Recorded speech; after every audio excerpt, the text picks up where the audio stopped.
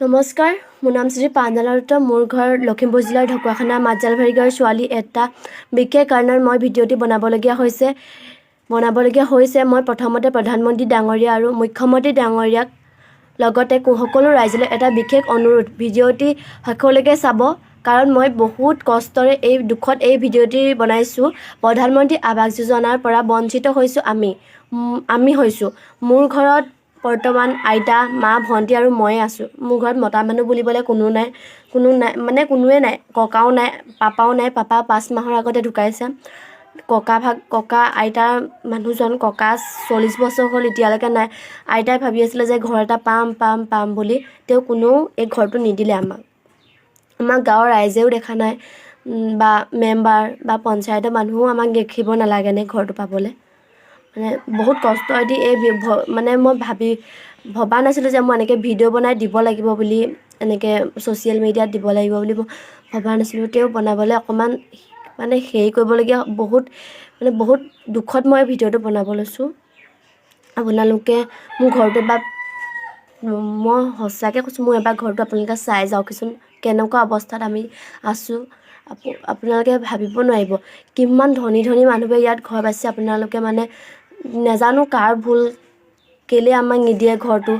আহিছে মেম্বাৰক সুধিব লাগে, আহিছে বুলি কৈয়ে থাকে। মাষ্টৰ এখন ভেঞ্চাৰ স্কুলত থকা মাষ্টৰেও দৰমহাটো পায় তেওঁলোকেও ঘৰ পাবলৈ সক্ষম হৈছে। কিন্তু আমাৰ কি ভুল, আমাক কেলৈ নিদিয়ে আমি ভাবিব পৰা নাই। অকণমান ৰ'ব, মই আপোনালোকক আমাৰ ঘৰটোৰ অৱস্থা অলপ দেখুৱাই দিম। এইটো হৈছে আমাৰ ঘৰটো, চাওক।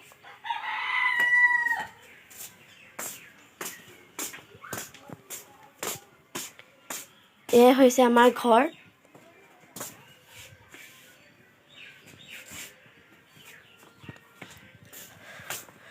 আমাক কিয় ঘৰটো নিদিয়ে ভাবি নাপাওঁ। হ'লেও মই ভিডিঅ'টো বহুত দুখত বনাবলগীয়া হৈছে। আপোনালোকে চাওক ঘৰটো।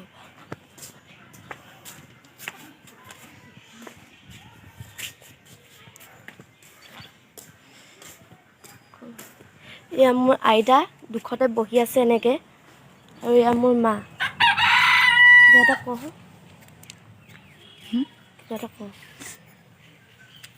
মোৰ আজি ককাক ঢুকুৱা 40 বছৰেই হ'ল, কিন্তু মোক বিধৱা বুলিও মোক ঘৰ এডোখৰ নিদিলে। এতিয়াও মই পাম বুলি, এতিয়া ল'ৰা ঢুকাই গ'ল, বাপেক 5 মাহৰ ল'ৰা 5 মাহতেই বাপেক ঢুকাইছিলে।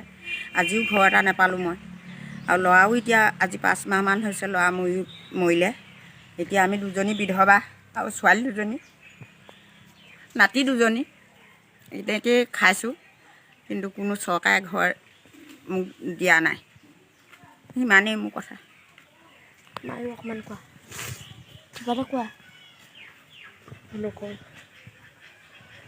চব দুখত ভাগি পৰিছে, যিহেতু কোনেও একো ক'ব নোৱাৰে। এয়াই হৈছে আমাৰ বাসস্থানটো। আমি এনেকৈ 4জনী মানুহ ইয়াত থাকিবলগীয়া হৈছে। আপোনালোকক আকৌ এবাৰ কৈছোঁ, আপোনালোকে অকণমান আমাক চকু মেলি চাওক। অকণমান চকু মেলি চাই আমাক অকণমান হেৰি কৰক। আমি এতিয়া পঢ়া শুনাৰ কাৰণেও আমাৰ আগবাঢ়ি যাবলৈ কোনো পথ নাই। ঘৰৰ কোনো উপাৰ্জনৰ মানুহ নাই। মাহঁতে কেনেকৈ চলাব, আইতাহঁতে কেনেকৈ চলাব। মোৰ বহুত সপোন আছে এনেকুৱা কিবাকিবি কৰা। মই হ'লেও যত্ন কৰি থাকিলেও পঢ়িব লাগিছে, পঢ়িছোঁ।